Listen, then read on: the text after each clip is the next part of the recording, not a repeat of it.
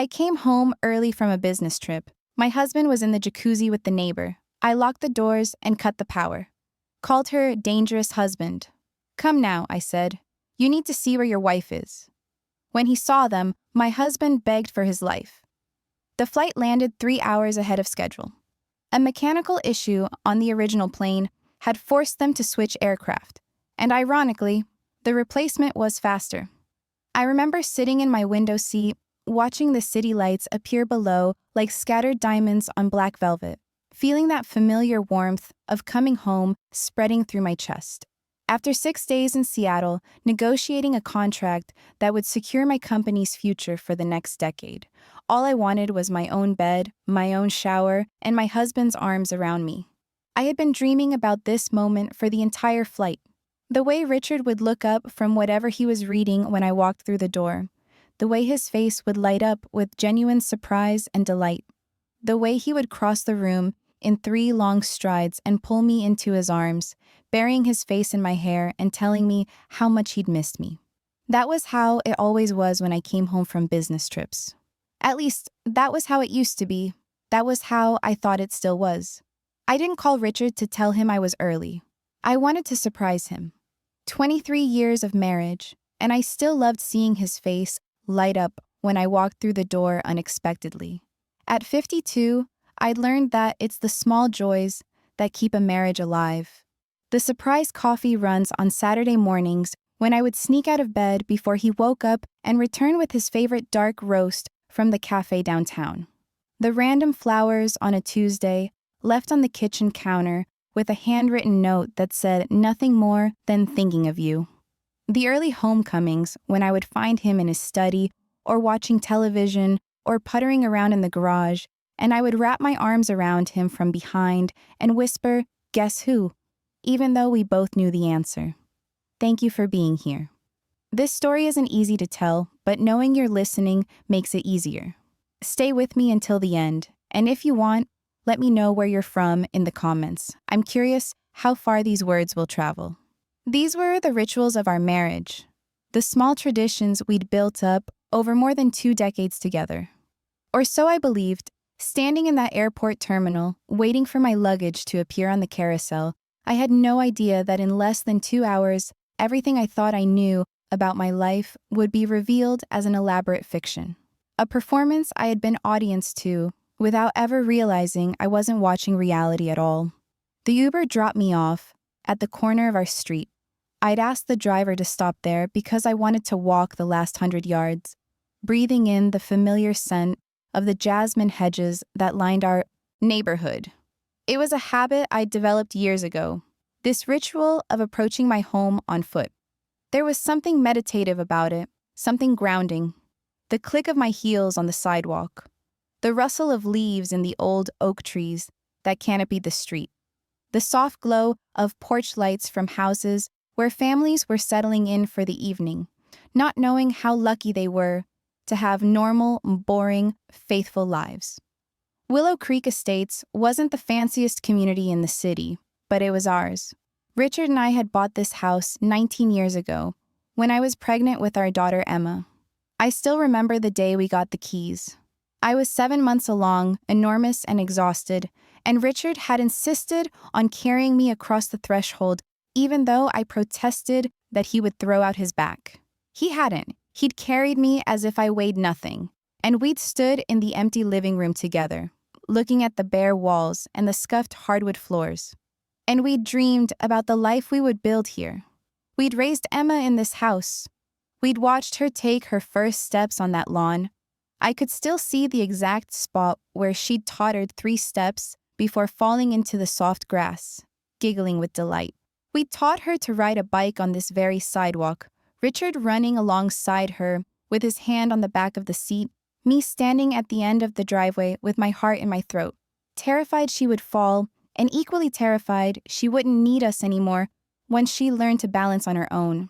We'd hosted birthday parties in the backyard, graduation celebrations in the dining room, holiday dinners where the table was so crowded we had to bring in folding chairs from the garage. This house had been the container for our entire adult lives. Every wall held memories. Every room had witnessed moments of joy and sorrow and everything in between. I thought I knew every secret this house contained. I was wrong. Emma was grown now, 23, and living in Boston with her fiancé, Thomas.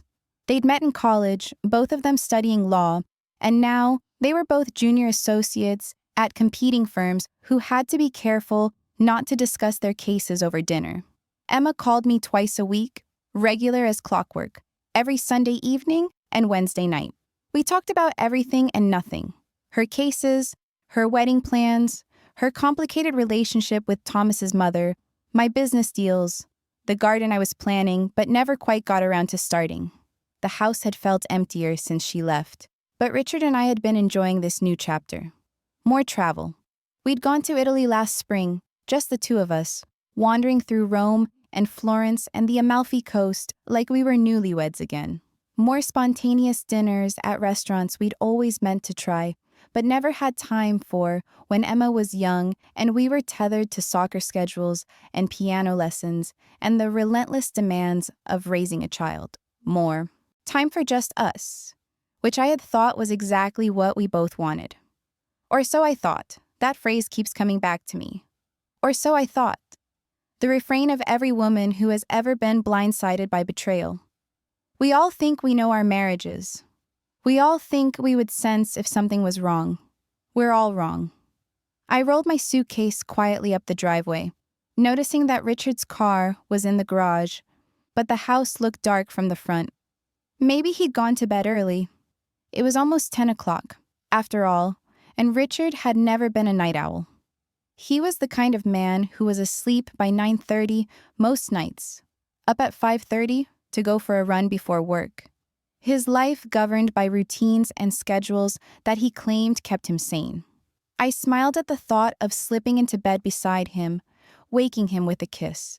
Maybe I would let him sleep, though. Maybe I would just curl up next to him, breathing in the familiar scent of his shampoo and his skin, and save the reunion for morning. We could make love in the early light, when everything felt fresh and new, and then I would make him his favorite breakfast. Scrambled eggs with chives and smoked salmon on toast. And we would sit on the back patio with our coffee and talk about everything I'd missed while I was away. That was the future I was imagining as I fitted my key into the lock. That was the life I thought was waiting for me on the other side of that door. My key slid into the lock. The front door opened silently. I'd asked Richard to oil those hinges last month, and apparently he'd finally gotten around to it. I made a mental note to thank him. These small acts of maintenance were easy to overlook, but they were part of what made a house a home. Someone who cared enough to fix the squeaky hinges. Someone who noticed when the light bulbs burned out. Someone who kept the machinery of daily life running smoothly. The house was quiet. Too quiet. No TV murmuring from the living room, where Richard sometimes fell asleep watching late-night documentaries about World War II or the universe or whatever subject had captured his attention that week. No music from the kitchen, where he liked to listen to jazz while he did the dishes. Coltrane and Miles Davis and Bill Evans, the same albums he'd been playing since we first started dating 30 years ago. But there was something else. A sound. Faint. Coming from the back of the house. Splashing. And something else. Laughter. High and feminine and wrong, so wrong, in a way I couldn't immediately identify. The jacuzzi. My heart began to beat faster, though I didn't yet understand why. Some animal instinct was trying to warn me, trying to tell me to turn around and leave and pretend I hadn't heard anything. But I had spent my entire career ignoring that instinct, pushing forward when every reasonable person would retreat. It was what had made me successful in business. It was what was about to destroy my marriage. I set my suitcase down in the foyer, careful not to let it thump against the floor. I didn't know why I was being quiet. Some part of me already knew, I think. Some part of me had always known, had been noticing things and filing them away and refusing to examine them too closely, because examining them would mean admitting that my perfect life was not perfect at all. We rarely used the jacuzzi. Richard always complained it was too much maintenance, too expensive to heat, too much hassle for how infrequently we used it. I'd practically begged him to get in it with me last summer, when we had that stretch of perfect weather in August and the evenings were warm enough to sit outside without sweating. He'd made excuses for weeks. He was tired, his back hurt, he had an early meeting, maybe tomorrow, maybe next weekend, maybe never. I'd eventually given up asking, assuming it was just one of those things. One of the many small ways that long marriages settle into comfortable ruts. But now, the jacuzzi was running. I could hear the bubbles, the jets, the sound of water moving, and that laughter, that wrong laughter, that I was beginning to place. I moved through the dark house like a ghost, my heels silent on the hardwood floors I'd chosen myself 15 years ago. I'd spent weeks looking at samples, holding them up to the light, imagining how they would look in morning sun and evening lamplight. I'd wanted something warm, something honey-colored, something that would make the house feel alive. Richard had said he didn't care, that whatever I wanted was fine with him, that I was the one with the eye for these things. I'd been touched by his faith in me. Now I wondered if he'd simply been too distracted by other things to care. The kitchen was dim, lit only by the blue glow of the microwave clock. 9:47 p.m., it read. I remember that number precisely because I stared at it for what felt like a full minute, gathering the courage to turn my head and look through the French doors that led to the patio. Through the glass, I could see the backyard. The lawn I'd mowed every other week because Richard claimed to be allergic to grass clippings, though I'd never seen him so much as sneeze. The flower beds I'd planted and tended and watched bloom every spring.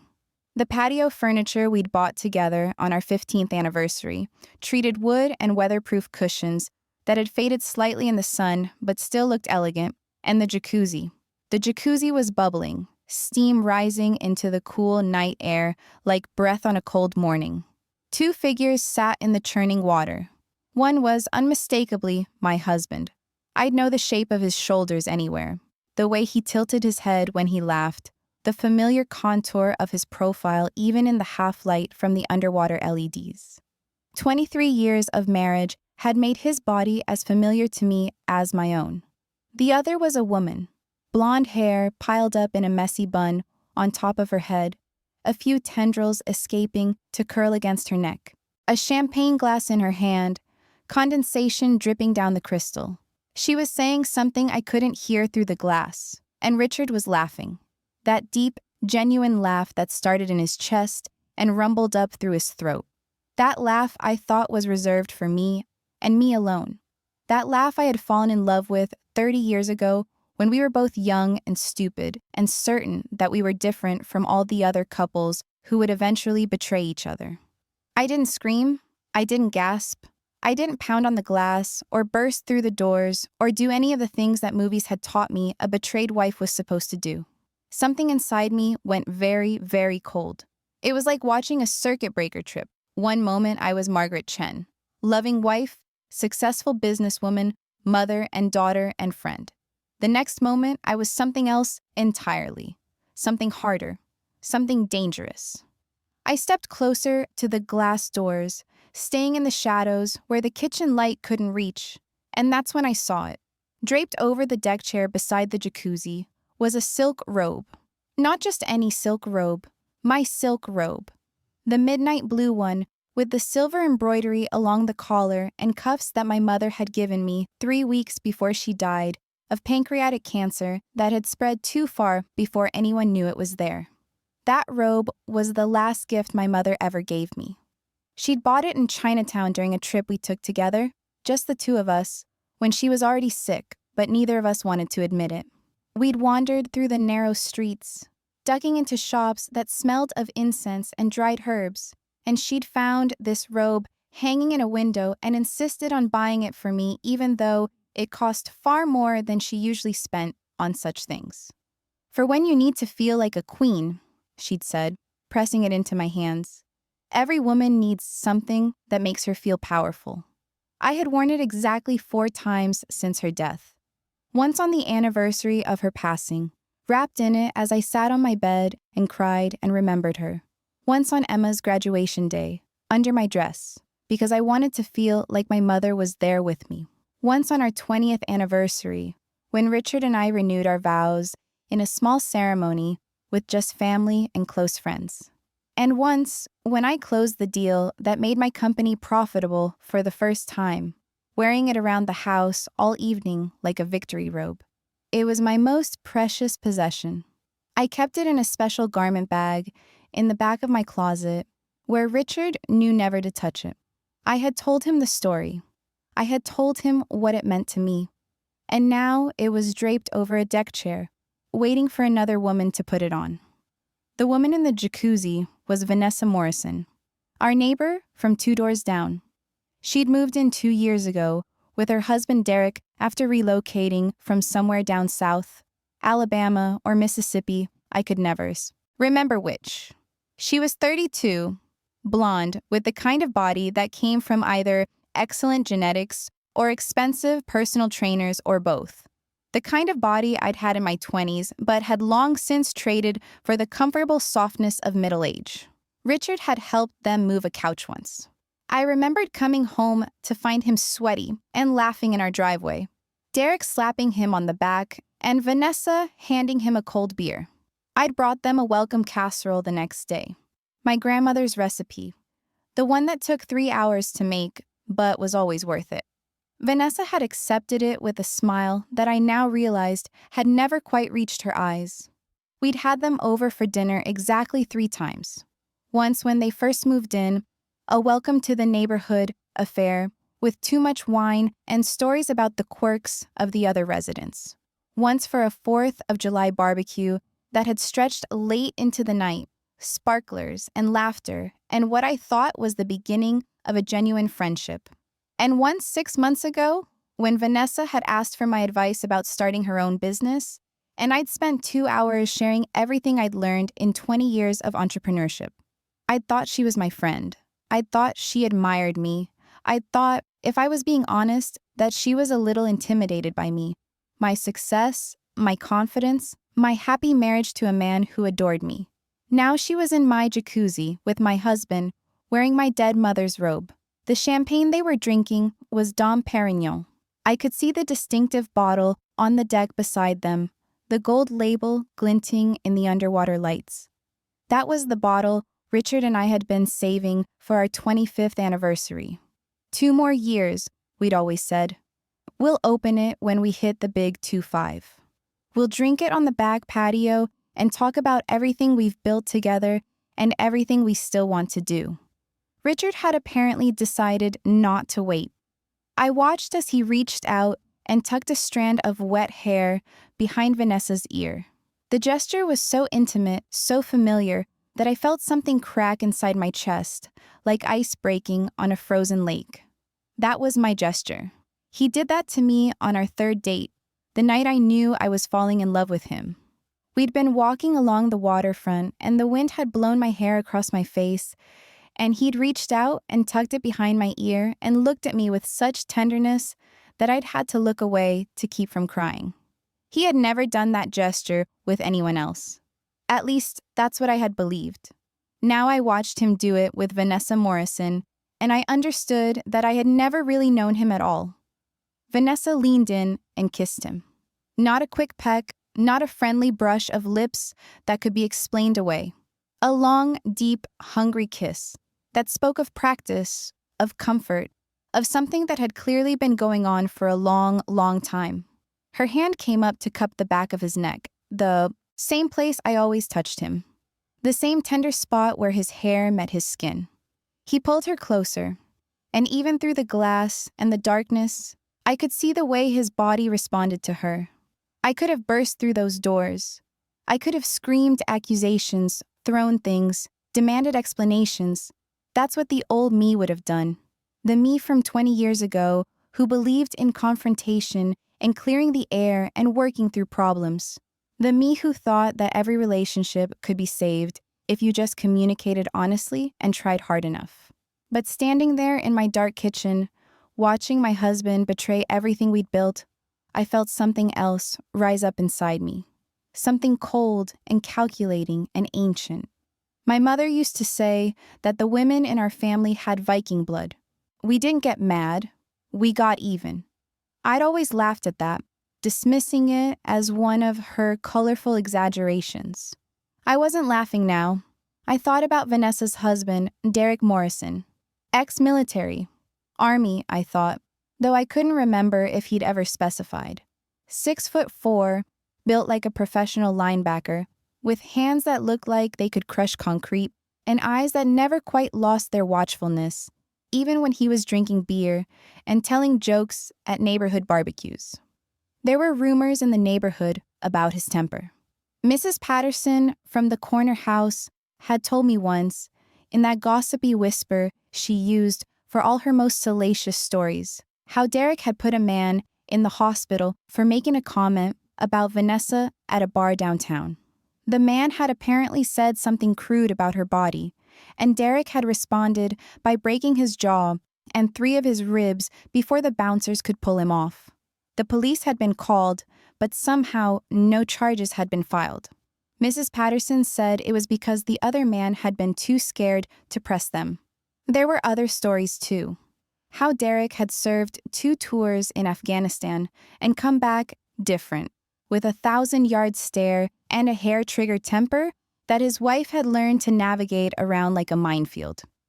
How Vanessa had once shown up to a neighborhood barbecue with a bruise on her cheekbone that she claimed was from walking into a door, though no one had believed her. How sometimes, late at night, you could hear shouting from their house, and how their landscaper had quit abruptly last summer without any explanation. I didn't approve of violence. I had never believed in solving problems with fists or threats or intimidation. I was a businesswoman, a negotiator, someone who prided herself on finding solutions that didn't require anyone to get hurt. But standing there, watching my husband paw at another woman in the home I'd built, using the champagne I'd saved and the robe my dead mother gave me, I realized something that changed everything. I didn't need to lift a finger. I didn't need to scream or cry or beg for explanations that would never satisfy me anyway. I just needed to make a phone call. My hands were steady as I pulled out my phone. The screen lit up, casting a faint blue glow across my face that I quickly shielded with my body, pressing myself against the wall by the refrigerator. I found Derek's number in my contacts. We'd exchanged information at a block party last summer, along with half the other neighbors, in case of emergencies. This felt like an emergency. But first, I had work to do. I was not going to let them escape. I was not going to give them any opportunity to run or hide or explain this away. They were going to face exactly what they had done, and they were going to face it on my terms. I moved silently through the house, locking the back door that led to the patio. The deadbolt slid home with a satisfying click. Then the side door in the laundry room. Richard always forgot to lock that one, but I never did. Then the front door, which I deadbolted and chain-locked for good measure. Every window on the ground floor was already locked. I'd done that before I left for Seattle, as I always did. The only way in or out now was the side gate that led to the backyard from the driveway. I walked to the front of the house and looked out at the gate. It had a padlock, but I knew Derek would be able to break through if he wanted to. That was fine. I wanted him to be able to get in. I just didn't want Richard and Vanessa to be able to get out. I slipped through the front door, locked it behind me, and crept around to the side gate. The padlock was hanging open. Richard must have forgotten to secure it. I removed the padlock entirely and set it on the ground, leaving the gate unlatched. Then I crept back inside through the front door, locking it behind me once more. The trap was set, now, for the final piece. I went to the basement. Our house was old, built in the 1970s, back when people still believed in proper basements with concrete walls and exposed pipes and electrical panels that would give a modern inspector heart palpitations. The stairs creaked as I descended, but I wasn't worried about being heard. Richard and Vanessa were outside, separated from me by thick glass doors and the noise of the jacuzzi jets. They were also, I suspected, too distracted by each other to notice much of anything.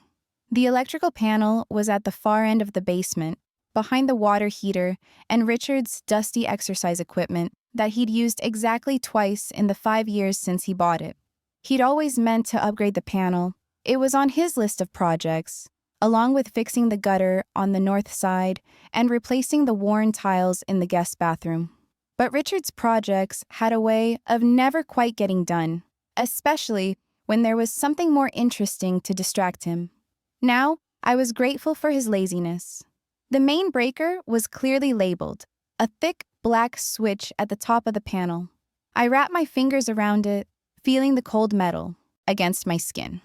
I thought about our wedding day, the way Richard had looked at me when I walked down the aisle as if I were the only woman in the world, the tears that had been streaming down his face when he said his vows, promising to love and cherish and forsake all others until death parted us. Had he been lying even then? Had any of it ever been real? I thought about Emma's birth. Richard in the delivery room holding my hand through 16 hours of labor, telling me I was strong and brave and beautiful even when I was screaming at him that this was all his fault. The way he'd held our daughter for the first time, his big hands cradling her tiny body, his eyes filled with a wonder I'd never seen before. I thought about every anniversary, every Christmas morning, every quiet Sunday when Richard had held me on the couch and told me I was the only woman he'd ever love. The small kindnesses and the large declarations, the life we'd built together, brick by brick and year by year, all of it lies. Every single moment tainted by what I now knew. I flipped the breaker. The house went dark. The hum of the refrigerator upstairs died mid-cycle. The soft glow of various electronics, the cable box, the microwave clock, the nightlights I'd placed in every hallway, vanished as if they'd never existed. For a moment, I stood in absolute darkness, absolute silence, and I felt a strange peace settle over me.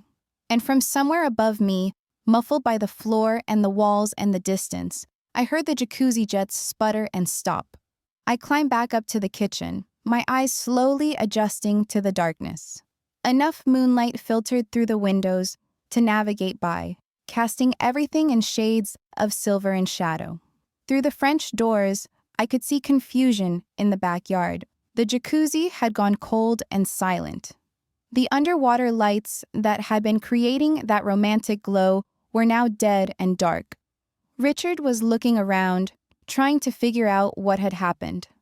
Vanessa was laughing nervously, saying something I couldn't hear through the glass. They looked like two people who had just realized their party was over, but they didn't yet understand how badly. I pulled up Derek's number and pressed call. He answered on the second ring. Hello? His voice was gruff, wary. It was late for a phone call. Derek, this is Margaret Chen. From across the street. A pause. I could almost hear him trying to place me, trying to figure out why his neighbor would be calling him at nearly 10 o'clock at night. Margaret, is everything okay? I looked through the glass at my husband and his lover, still oblivious, still thinking they were safe in the dark. Richard had climbed out of the jacuzzi and was fumbling around on the deck, probably looking for his phone to use as a flashlight. Vanessa was still in the water, arms crossed over her chest, her teeth beginning to chatter as the cold air hit her wet skin. Your wife is in my jacuzzi? I said, my voice perfectly calm, perfectly even, as if I were discussing the weather or a business proposal. My husband is naked. The back gate is unlocked for you. Silence. A long, terrible silence that seemed to stretch across the phone line like a physical thing. I'm coming. That was all he said before he hung up. I stood in the dark kitchen and waited. My heart was pounding now, not with fear, but with anticipation. I had set something in motion that I couldn't control, and I wasn't entirely sure how it would end. But I knew, with a certainty that went bone deep, that this was the right thing to do. Richard had brought this judgment upon himself. All I had done was make sure the judgment would arrive. Less than 2 minutes later, I saw headlights turn onto our street. Derek's black pickup truck rolled slowly past the front of the house, and I watched as the lights cut off even before he turned into our driveway. He'd done that deliberately. He'd killed the headlights because he was hunting. I watched his massive silhouette emerge from the truck. Even from inside, Even through the darkness, he looked enormous. 6'4" and maybe 240 pounds of muscle and rage. He didn't slam the truck door.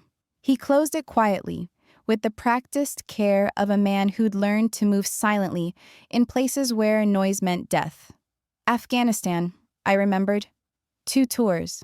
The skills you learned in a place like that didn't go away just because you came home. He walked around the side of the house toward the gate I'd left unlocked. His movements were economical, purposeful. No wasted motion.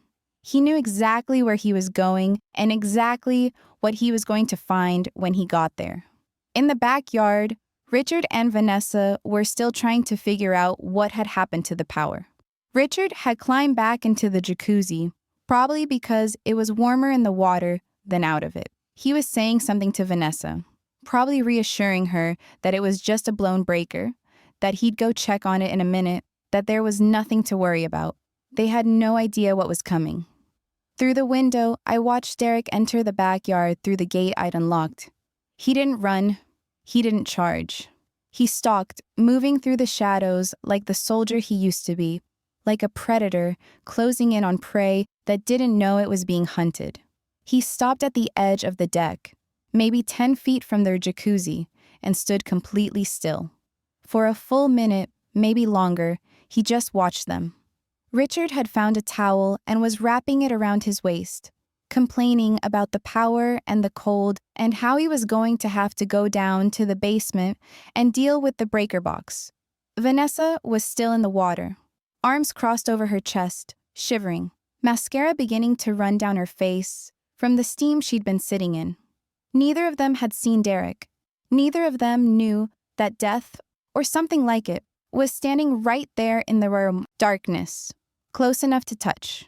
Then Derek clicked on a tactical flashlight. The beam was blinding, as bright as a spotlight, cutting through the darkness like a knife. It hit Richard directly in the face, and I watched my husband's expression transform in a way that I would remember for the rest of my life. First came confusion. Who was there? What was that light? Then recognition. That was Derek. Derek Morrison, from 2 doors down. Derek, whose wife was sitting right here in this jacuzzi. And finally, terror. Pure, primal, animal terror that contorted his features into something almost unrecognizable. The face of a man who has just realized that he is about to die. Richard screamed. Actually screamed. A high-pitched sound that I had never heard come out of his mouth before, like a child who'd seen a monster under the bed. He stumbled backward, his legs tangling in the towel, and nearly fell into the jacuzzi. Vanessa's scream was higher, sharper, edged with a hysteria that suggested she understood exactly how much danger she was in. She scrambled to get out of the water, her wet hands slipping on the deck, her knees banging against the hard edge of the jacuzzi. She landed hard on her hands and knees, gasping and sobbing. And Derek just stood there, the flashlight unwavering, his face completely expressionless. He looked like a statue carved from granite, a very large, very angry statue that was deciding whether to destroy everything in front of it. I realized I was smiling. In the darkness of my kitchen, watching my husband cower before a man he'd wronged, I was smiling with a fierce joy that I hadn't known I was capable of feeling. And I felt no guilt about it whatsoever. The night had just begun. Derek didn't say anything for what felt like an eternity. He just stood there, the tactical flashlight beam pinning Richard and Vanessa like insects on a display board, like specimens being examined before dissection. The silence was more terrifying than any scream could have been. It was the silence of a man who was deciding whether to let you live. Richard was the first to try to speak. His voice came out high and reedy, nothing like the confident baritone I was used to hearing across the dinner table. Derek, listen, this isn't what it looks like, man. We were just... Stop. Derek's voice was quiet, almost gentle. That somehow made it infinitely worse. It was the voice of a man who didn't need to raise his voice because he knew exactly how much power he held. Don't insult me. Vanessa had managed to get to her feet. She was clutching a towel to her chest, mascara running in black rivers down her cheeks. Her carefully styled hair now a dripping mess that hung in stringy clumps around her face. "Baby, please let me explain." I said stop. She stopped. I watched from my dark kitchen, my hand pressed against the cold glass of the French door.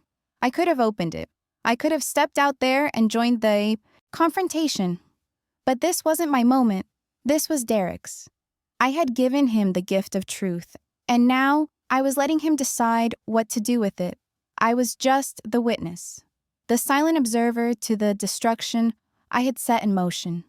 Derek moved the flashlight beam to my mother's silk robe, still draped over the deck chair where Vanessa had left it. The midnight blue silk gleamed in the harsh light, and I felt a fresh wave of rage wash over me at the sight of it. That robe had touched her body. That sacred, precious, irreplaceable thing had been worn by the woman who was destroying my marriage. "That's not yours," Derek said to Vanessa, nodding toward the robe. I borrowed it. Margaret said I could." "Don't lie." Derek's voice hardened, dropping several degrees in temperature. "I've been married to you for 8 years, Vanessa. I know when you're lying. You're always lying. Every word out of your mouth is a lie." He moved closer, his boots heavy on the deck, and Richard scrambled backward until his back hit the wooden fence. There was nowhere to go. The gate was on the other side of the yard, and Derek was between them and any escape. They were trapped, just as I had planned. "Derek, please." Richard's voice had gone up another octave. He sounded like he was about to cry. "I have money. I can pay you. Whatever you want, man. Just let's talk about this like adults. Like civilized people." Derek laughed. It was the most chilling sound I'd ever heard. Low, humorless, dangerous. A sound that had no humanity in it at all. "Money?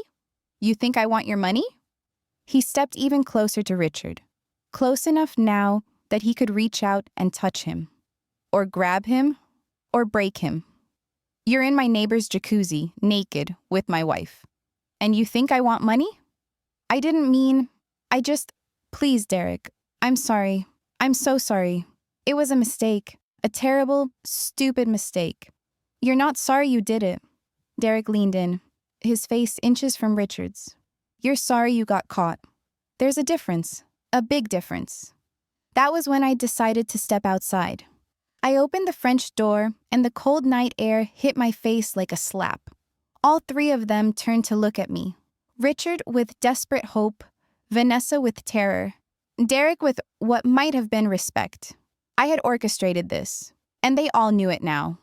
I walked slowly across the deck, my heels clicking on the wood in the sudden silence. I was still wearing my business suit, the charcoal Armani I'd put on that morning in Seattle for my final meeting.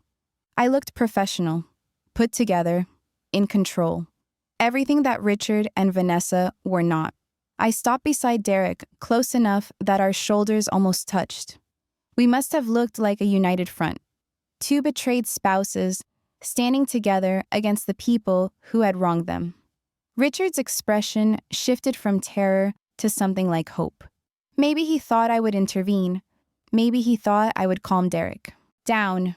Be the reasonable one, smooth things over the way I always did. Be the peacemaker, the fixer, the woman who held everything together so that men like Richard could fall apart. He didn't know me at all. He never had. "Margaret." Richard's voice cracked on my name. "Thank God. Please. Tell Derek this is all a misunderstanding. Tell him we can work this out. You know me, Maggie. You know I would never." "There's no misunderstanding," I said. My voice was ice. Pure, cold, unforgiving ice. "I saw everything, Richard. I watched you.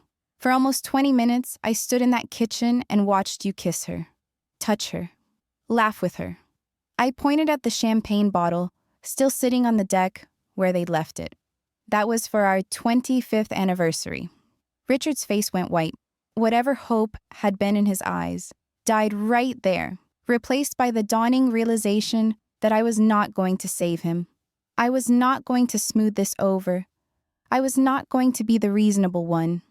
"Maggie, please. Don't call me that." The words came out sharp enough to cut. You lost the right to call me that when you put your hands on another woman in my home, in my jacuzzi, while drinking my champagne and letting her wear my mother's robe. Vanessa made a sound somewhere between a whimper and a sob. Margaret, I'm so sorry. It just happened. We didn't mean for it to. Just happened? I turned to look at her, and whatever she saw in my face made her shrink back against the fence. Good. She should be afraid. My mother's robe. You're wearing my dead mother's robe. Did that just happen too? Did you accidentally go into my closet, find the one item I treasure more than anything else in this house, and decide to wear it while you fucked my husband? The word hung in the air like a gunshot. I almost never swore. Richard knew that. Vanessa knew that. The fact that I had just said that word in that context told them both exactly how far past the point of no return we were. Get inside, Derek said. It wasn't a request. It was a command, delivered in the same tone he'd probably used to order soldiers in combat. Both of you. Now. Richard looked at me desperately. Margaret, please. Don't let him. Inside, I said. Now. They went. What choice did they have? Derek herded them through the French doors into the kitchen. I followed, pausing only to pick up my mother's robe from the deck chair. It was damp from the steam, but undamaged. I folded it carefully over my arm, pressing it against my chest.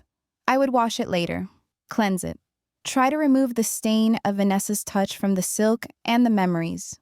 In the kitchen, I lit a candle. Just one. A pillar candle from the collection I kept on the counter for power outages and romantic dinners. The flame flickered to life, casting dancing shadows across the walls and the faces of the people gathered there. Derek's flashlight provided additional illumination, creating harsh pools of light and deep wells of darkness. Richard and Vanessa stood in the middle of my kitchen, dripping water onto the hardwood floors I had chosen and paid for and cleaned 1,000 times.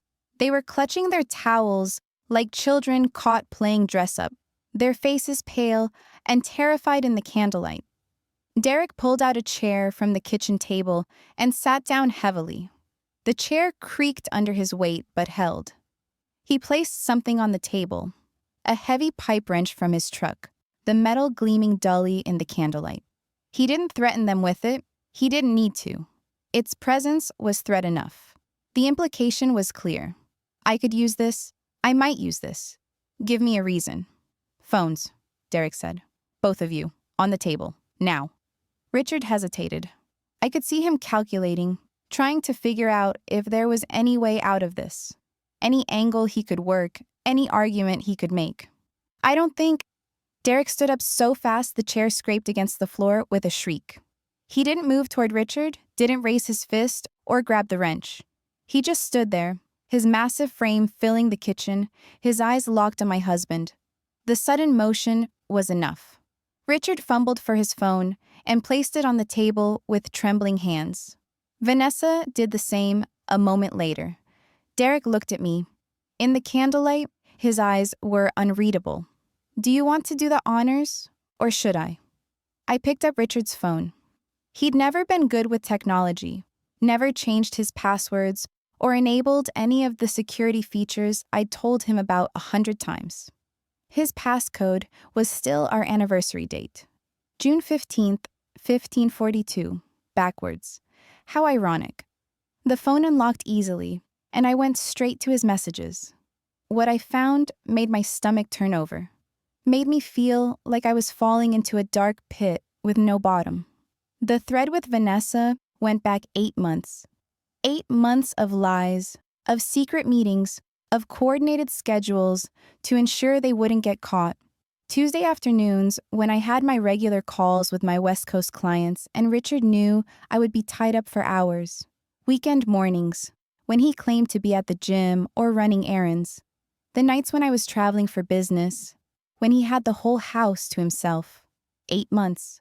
More than half a year of my husband putting his hands on another woman while I went about my life, trusting him, loving him, believing in the marriage I thought we had built. But it wasn't just the affair that gutted me. It was the things they said about me, the words they used when they thought no one was watching. She's clueless. She actually thinks I'm working late. LOL. Margaret's so boring in bed. You're like a different species, baby. Can't wait until we can be together for real. Just need to figure out the money situation first. She's getting old. Did you see the gray in her hair last week? Pathetic. I don't know how I ever found her attractive. I read them out loud. Every word. My voice steady and cold as I recited the litany of my husband's contempt for me. Derek sat at the table, his jaw clenched so tight I could see the muscles jumping under his skin. Richard tried to interrupt several times, tried to explain, tried to contextualize. Margaret, please. Those were just, I didn't mean, I just kept reading. The best part is she has no idea. She thinks we're reconnecting. Can you believe that? She actually made a list of date night ideas to rekindle our romance. I had to pretend I was excited about taking her to the same Italian place we've been going to for 20 years. LOL, that's so sad. Poor Margaret. She doesn't realize she's already lost you. She never really had me, not the real me. That one hit different. I had to pause, had to take a breath, had to remind myself that I was not going to cry in front of these people. The real him. This was the real him. The man who mocked me behind my back while smiling to my face. The man who had built a secret life on the foundation of my trust.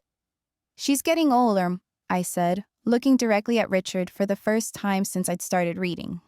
Pathetic. That's what you think of me. After 23 years, after I built this life with you, supported your career when yours was struggling, raised your daughter while you worked late and traveled and missed school plays and soccer games. After I made this house a home, after I held this family together through every crisis and every challenge, I'm pathetic. I didn't mean it like that. Then how did you mean it? I was surprised by how calm I sounded. Inside, I was screaming. Inside, I was dying. But outside, I was ice. Pure, frozen ice that would never crack. Explain to me how calling your wife of 23 years pathetic is meant to be anything other than exactly what it sounds like. Richard had no answer. What could he possibly say? Derek had picked up Vanessa's phone and was scrolling through it. His face was unreadable, carved from stone, but I could see his knuckles going white around the device. 8 months, he said quietly. 8 months, and I had no idea. I trusted you, Vanessa.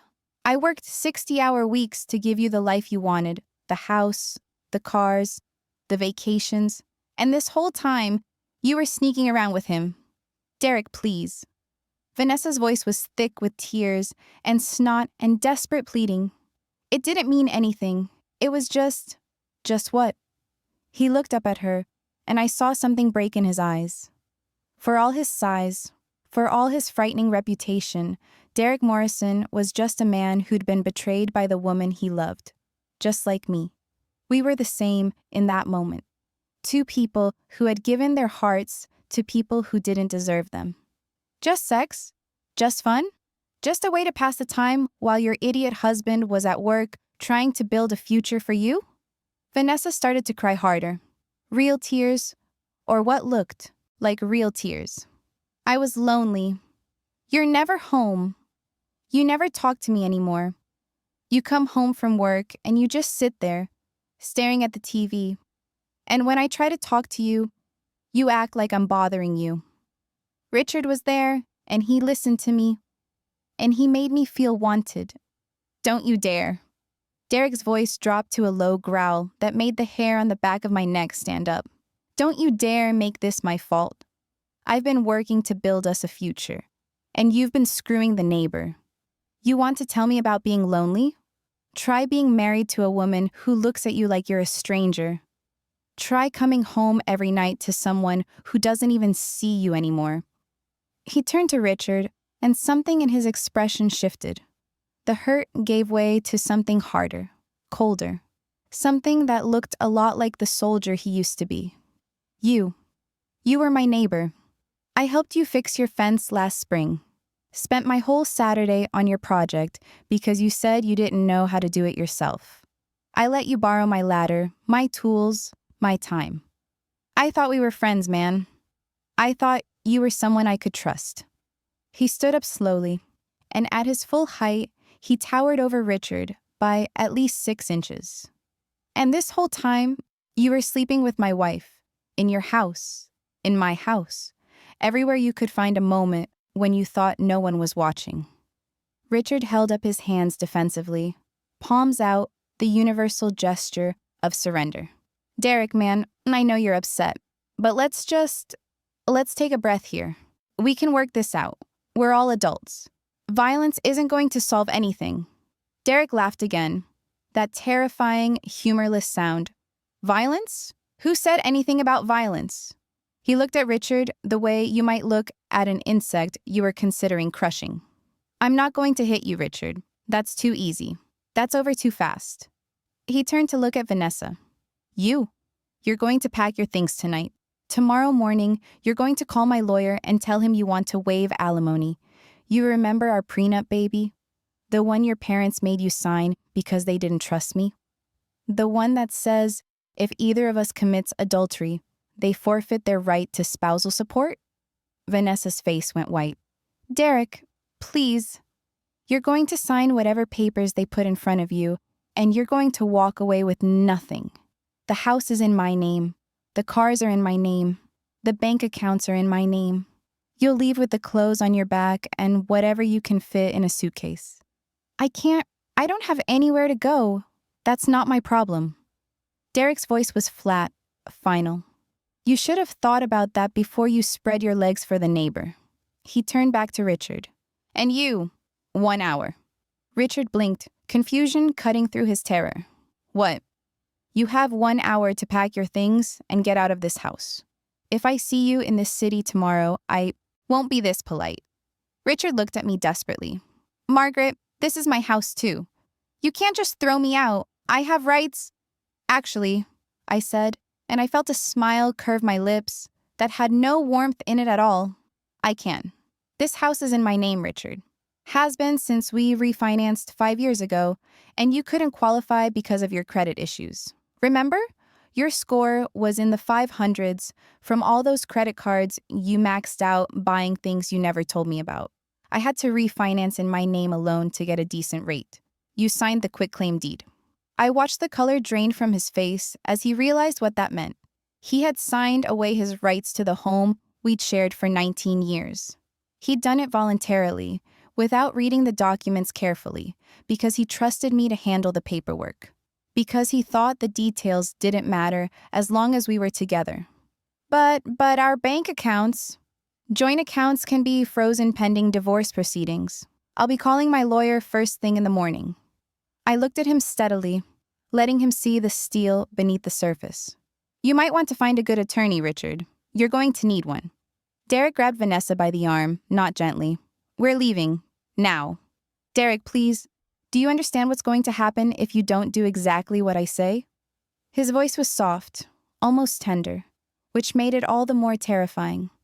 "I spent 2 years in Afghanistan, Vanessa. I learned things there. Things about what the human body can survive and what it can't. I'm not threatening you. I'm just reminding you that you're married to someone who knows things." Vanessa nodded frantically, tears streaming down her face. Derek looked at me one last time before he left. There was something in his eyes. Gratitude, maybe, or respect. 2 people who had been betrayed, who had found each other in the wreckage, who had decided to burn it all down together. "Thank you," he said quietly, "for telling me the truth." "We deserve to know," I said, "both of us." He nodded once, then dragged Vanessa out through the back door. I heard his truck start a few minutes later, the engine roaring to life in the darkness. The sound faded as he drove away, leaving Richard and me alone in the candlelit kitchen. Alone for the first time since my world had fallen apart. Richard and I stood in my kitchen, the candle flickering between us, and for a long moment neither of us spoke.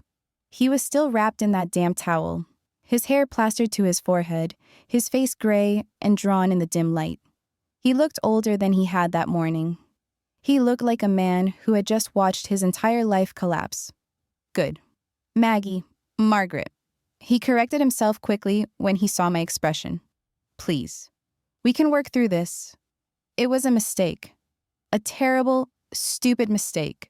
But we have 23 years together. Doesn't that count for something? Doesn't our history mean anything? I looked at him for a long moment, at the face I'd loved for more than 2 decades. At the man who'd held me when my mother died, who'd coached me through 16 hours of labor when Emma was born, who'd slow danced with me in this very kitchen on countless Saturday nights when there was no music playing because we didn't need any. I looked at him and I tried to find some trace of the man I'd married, some glimmer of the person I thought I knew. I found nothing. 1 hour, I said. Pack what you can carry. Leave your keys on the counter. I'll have the rest of your things shipped to wherever you end up. You can't be serious. I've never been more serious in my life. He stared at me, and I watched something shift in his eyes. The desperation gave way to anger, then back to desperation, then finally to resignation. He must have seen it in my face, the finality, the absolute certainty that this was over. There would be no negotiation, no second chances, no working through it. His shoulders slumped. The fight went out of him like air from a punctured balloon. Where am I supposed to go? That's not my problem anymore. I watched him walk upstairs to pack. I heard him moving around in our bedroom where I'd slept beside him for nearly 20 years, where I'd trusted him completely, where I'd been a fool. I heard drawers opening and closing. I heard the closet door squeak on its hinges. I heard him drop something heavy and swear under his breath. I sat at the kitchen table and waited. The candle burned low, wax dripping down its sides in slow rivulets. The house was silent except for Richard's movements upstairs and the occasional tick of the grandfather clock in the hallway. I thought about all the things I could have said, all the questions I could have asked. Why did you do this? When did you stop loving me? Was any of it ever real? But the truth was, I didn't want to know. The answers wouldn't change anything. They wouldn't make me feel better. They would just give me more details to torture myself with in the long, sleepless nights ahead. Exactly 53 minutes later, Richard came back down with a suitcase and a duffel bag. He put his keys on the counter, just like I'd told him. The ring of keys made a small, final sound as they hit the granite. House key, car key, mailbox key, the key to the storage unit where we kept our Christmas decorations. All the keys to a life that no longer existed. Margaret. He stood in the kitchen doorway, his bags at his feet, looking at me with an expression I couldn't quite read. Please, can we at least talk about this tomorrow, when we've both had time to cool down? There's nothing to talk about. I love you. I almost laughed. The audacity of it, standing there with his bags packed, still smelling of another woman, and telling me he loved me. No, you don't. You love what I provide for you. The home, the stability, the illusion of respectability. But me? The actual person? You called me pathetic, Richard. You said I was boring. You said I was getting old. That's not love. That's contempt. He opened his mouth to respond, but nothing came out. What could he possibly say? Goodbye, Richard. He left. I heard his car start in the driveway. He'd have to take the sedan since the SUV was in my name too. I heard him pull away, the engine sound fading into the night, and I stood in my dark kitchen, alone, surrounded by the wreckage of everything I thought I knew. For a long moment, I didn't move. I just stood there, breathing, letting the silence settle around me like a blanket. The candle had burned down to almost nothing, just a stub of wax with a flickering flame that threw wild shadows across the walls. Then I did something strange. I went to the electrical panel and turned the power back on. The refrigerator hummed to life. The microwave clock blinked 12 far, asking to be reset. The lights I'd left on before the blackout came back, flooding the kitchen with artificial brightness that felt too harsh after all that darkness. The house came back to itself. But I wasn't sure I ever would. I poured myself a glass of wine from the bottle I kept for cooking. a decent Cabernet that I usually only used for sauces and marinades. I sat down at the kitchen table, in the same spot where Derek had placed his wrench an hour before, and I started making a list. Tomorrow, I would call my lawyer. I would freeze the accounts. I would change the locks. I would begin the systematic process of removing Richard from every aspect of my life. But tonight, I would sit in the silence and I would let myself feel the full weight of what had happened. 23 years, gone in a single evening, burned to ashes by a man I thought I knew and a woman I thought was my friend. The clock on the microwave, which I'd reset without really thinking about it, said 2:47 a.m. I had been awake for almost 24 hours, but I didn't feel tired. I felt alive in a way I hadn't felt in years, maybe in decades. Because here's the thing about betrayal. It hurts. God, it hurts more than anything I've ever experienced. It's a pain that goes beyond physical, beyond emotional, into some deep place where your sense of self lives. It makes you question everything, not just the person who betrayed you, but yourself. Your judgment, your worth, your ability to see what's right in front of your face. But betrayal also clarifies. It burns away all the illusions and the comfortable lies we tell ourselves and leaves only the truth. And the truth, however painful, is always better than a beautiful lie. The truth was this. I had been living with a stranger, a man who smiled at me over breakfast and then texted another woman about how pathetic I was. A man who kissed me goodbye when I left for business trips and then invited his lover into our home the moment I was gone. A man who had built a secret life on the foundation of my trust, and who would have kept building it forever if I hadn't come home early from Seattle. The truth was ugly, but it was also freeing, because now I knew exactly who Richard was, and I knew exactly what I had to do. The sun would rise in a few hours, and when it did, I would begin the process of burning my old life to the ground. Not out of anger, not out of spite, out of necessity. Because the woman Richard had betrayed, she was gone, burned away in that dark kitchen, watching her husband with another woman. And in her place was someone new, someone harder, someone who would never, ever be fooled again. I finished my wine and went upstairs to sleep in the bed that was now mine alone. The sheets still smelled like Richard. His shampoo, his skin, the particular scent of a person you've slept beside for 2 decades. I would wash them tomorrow. I would wash everything tomorrow. I would scour this house until no trace of him remained. But tonight, I would sleep, because tomorrow would be a long day. I was ready. Morning came gray and cold, the autumn sky heavy with clouds that threatened rain. I hadn't slept well. 3, maybe 4 hours of restless tossing, my mind replaying the events of the night on an endless loop. Every time I closed my eyes, I saw them. Richard's hands on her body. Vanessa wearing my mother's robe. The terror on his face when Derek's flashlight cut through the darkness. But when I woke at 6 a.m., I felt strangely energized. The grief and the shock and the heartbreak were still there, waiting in the wings, but right now, there was something else occupying center stage. Purpose. I had work to do, and I was going to do it with the same ruthless efficiency that had made me successful in business. Richard had underestimated me for 23 years. He was about to learn just how badly.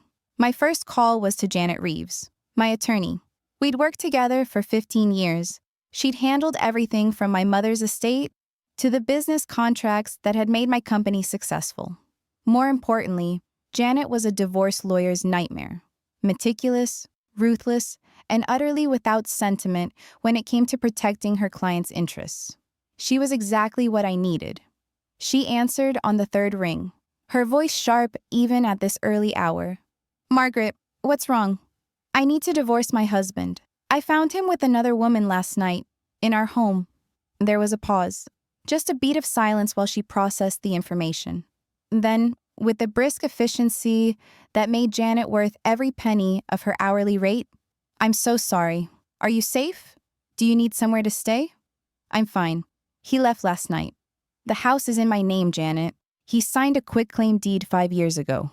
Smart. That was very smart, Margaret. I could practically hear her shifting into battle mode, her legal mind already calculating angles and advantages. Okay, here's what we're going to do. Can you be at my office? By 9? I'll be there.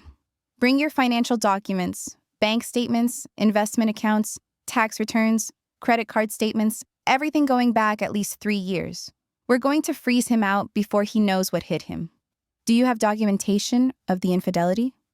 Text messages on his phone. I read them out loud last night.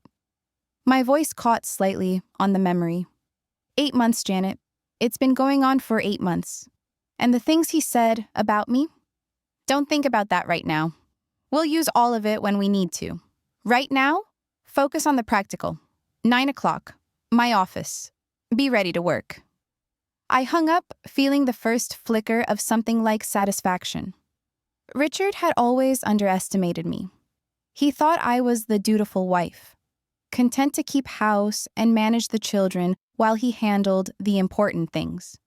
He had no idea that I'd been managing my family's investments since my father's death, that my little consulting business generated more income than his mid-level management job, that I'd been quietly building wealth in accounts he'd never bothered to ask about. His ignorance was about to become very, very expensive. My second call was to First National Bank, where we held our joint checking and savings accounts. I'd been a customer there for 30 years, since before Richard and I were even married. The branch manager, Donna Chen, no relation, despite the name, knew me personally. We'd served on the same charity board for years. Donna, this is Margaret Chen. I need to freeze the joint accounts I hold with my husband. All of them, immediately. Margaret, are you sure? That's a significant step. Richard won't be able to access any of the funds. I'm aware. Please proceed. A pause. I could hear her typing something. Of course. I'll process it right now. You'll need to come in today to sign some paperwork, but the freeze will be effective immediately. Margaret, is everything okay? It will be. Thank you, Donna. I hung up and checked the time. 6:34 a.m. Richard was probably just waking up, wherever he'd spent the night. Maybe a budget hotel on the outskirts of town. His credit cards were joint, but he probably had enough cash for one night. Maybe Vanessa's house, though I doubted Derek would have allowed that. Maybe he'd slept in his car, parked in some empty lot, trying to figure out how his life had fallen apart so quickly. By the time he tried to use his credit card for coffee this morning, he'd discover that his financial life had been put on ice. The thought gave me more pleasure than it probably should have. My third call was to Marcus Webb, the security expert who'd installed our home system 3 years ago. Marcus, I need you at my house today. I want the locks changed, every single one. I want the garage codes reset. And I want a new alarm system installed, top of the line with cameras covering every entrance. Is everything okay, Mrs. Chen? It will be. How soon can you be here? I'll rearrange my schedule. I can be there by noon. Perfect. And Marcus, I need the security footage from my patio cameras. Everything from last night. No problem. I'll pull it when I get there. By the time I'd finished my morning coffee, I'd also canceled Richard's access to our Amazon account, our Netflix subscription, our Hulu account, and our joint credit cards. I'd removed him as an authorized user on my American Express Platinum, which he'd been using for years because his credit was too poor to qualify for his own premium card. I'd changed the passwords on every shared account I could think of. The utility company, the cable provider, the gym membership, even the stupid online subscription for the fancy coffee beans he liked. I'd also called his cell phone provider and removed him from our family plan.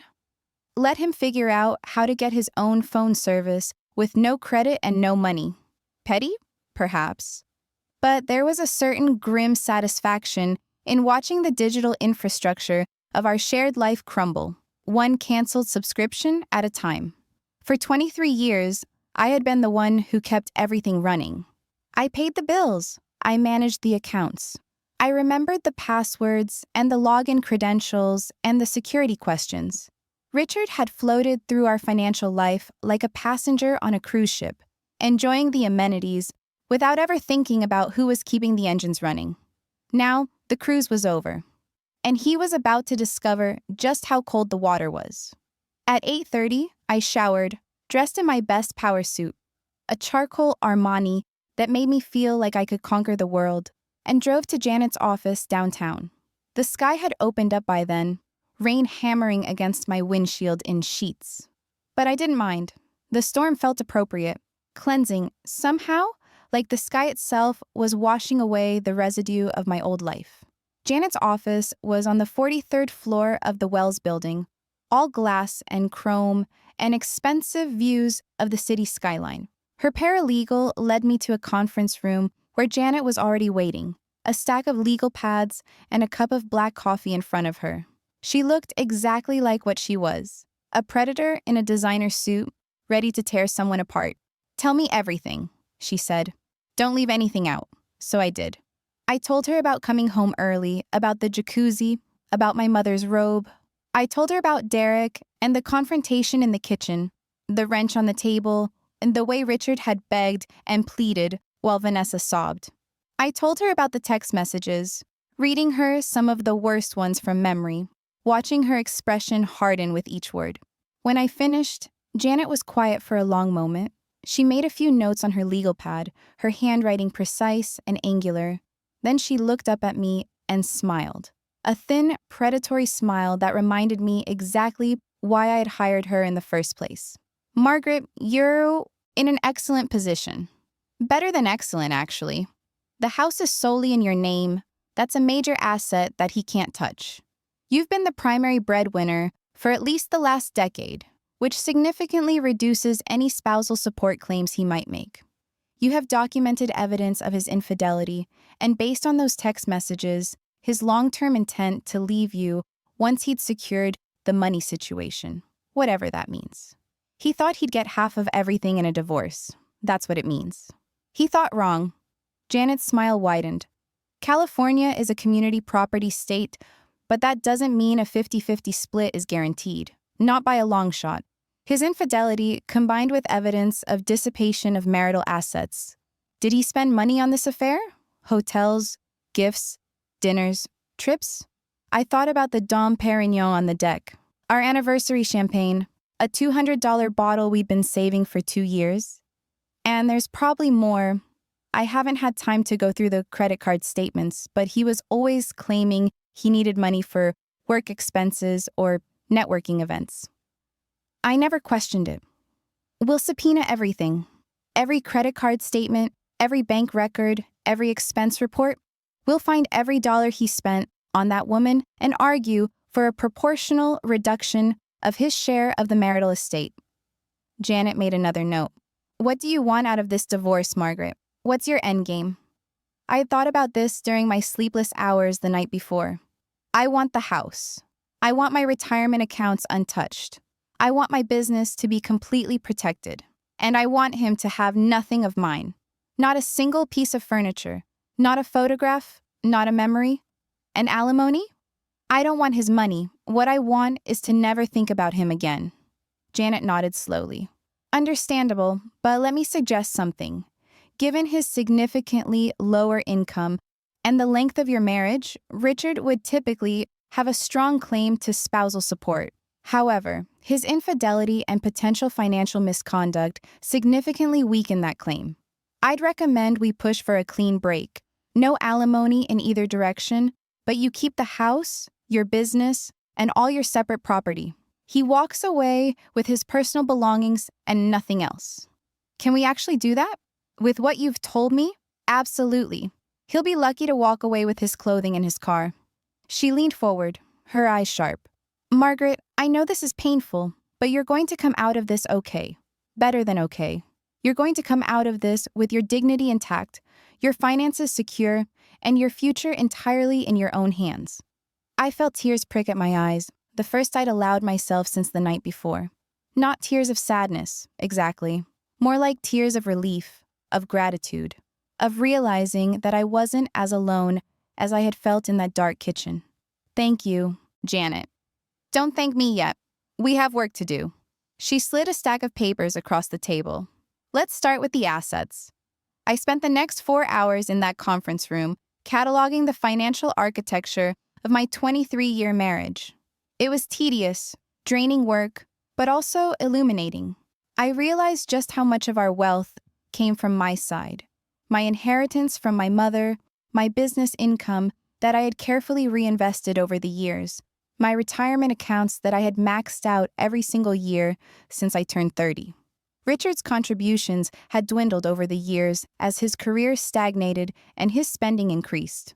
All those business lunches that showed up on our credit card statements every week. All those conference fees and professional development courses that never seemed to result in any actual professional development. I'd never questioned them. I'd trusted him. Never again. By noon, I was back home. Marcus arrived right on schedule and spent the afternoon transforming my house into a fortress. New locks on every door, front, back, side, garage. New codes for the garage door opener. A state-of-the-art alarm system with motion sensors and cameras covering every entrance. A panic button installed in the master bedroom, just in case. Expecting trouble, Mrs. Chen? Marcus asked as he programmed the final settings. Just being cautious. He nodded, understanding in his eyes. He'd seen this before, I realized. The sudden urgency of women securing their homes against the men they'd once shared beds with. The transformation of a family home into a protected space. I wasn't his first client to go through something like this, and I wouldn't be his last. As Marcus was finishing up, my phone buzzed with a text from a number I didn't recognize. Margaret, it's Richard. You froze our accounts. I can't access anything. We need to talk. I blocked the number and went back to watching Marcus work. At 3 p.m., another text from a different unknown number. Please, Maggie, I'm at a motel. I have no money for food. Let me come home and we can discuss this like adults. Blocked. At 4:17 p.m., a third number. This is insane. You can't just lock me out of my own life. I'm calling a lawyer. I replied to this one. Good. Have your lawyer contact Janet Reeves at Morrison & Associates. Her number is in your email. Then I blocked that number too. At 5:30 p.m., there was a knock at my front door. The new security camera showed Richard standing on my porch, looking haggard and desperate. He was wearing the same clothes from the night before, wrinkled khakis and a polo shirt that had probably spent the night crumpled in his suitcase. His hair was uncombed, his face unshaven. He looked like a man who'd aged 10 years in 12 hours. Good. I spoke through the Ring doorbell, not bothering to open the door. Richard, you're trespassing. This property is in my name. You have no legal right to be here. Margaret, please. Just let me in. Just let me explain. 5 minutes. That's all I'm asking. There's nothing to explain. I saw you with her. I read your messages. She's getting old. Pathetic. Remember that one? He flinched like I'd struck him across the face. I didn't mean, it was stupid talk. Vanessa made me feel. I don't care what Vanessa made you feel. I don't care about your explanations or your excuses or your feelings. I care about the 23 years I gave you. I care about the trust I placed in you that you threw away. I care about my mother's robe, which you let your mistress wear while she sat in my jacuzzi. Please don't call her that. I actually laughed. A harsh, bitter sound that I barely recognized as my own voice. You're defending her? Right now? Standing on my porch? Homeless and penniless? Begging to be let back into my house, and you're defending the woman you cheated with? He opened his mouth, closed it, opened it again. No words came out. What could he possibly say? There's nothing to say, Richard. Go away. Have your lawyer contact mine.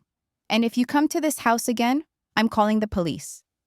I watched through the camera as he stood there for another long moment, his shoulders hunched against the light rain that had started up again. Then he turned and shuffled back to his car, a sad, defeated figure disappearing into the gray afternoon. I felt nothing, or almost nothing. There was a tiny flicker of something deep in my chest, not sympathy exactly, but maybe an echo of the love I used to feel. The ghost of a feeling already fading. I let it go. I had no room for ghosts anymore.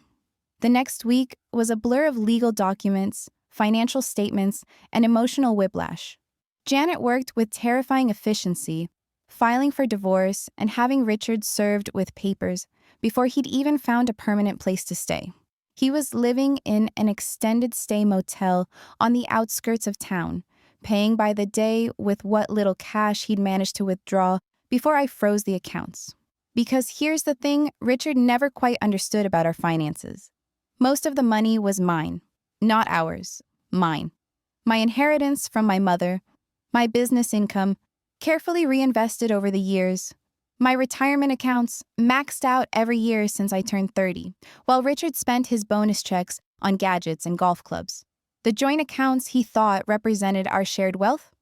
They were just the tip of a very large iceberg. And that iceberg was in my name alone. His credit cards were maxed out within 3 days. The joint accounts remained frozen. His attempts to access my personal accounts he apparently didn't even know existed, were blocked at every turn.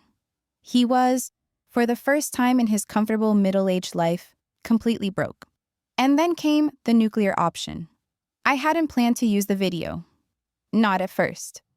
I told myself I was keeping it for legal purposes, for leverage in the divorce negotiations.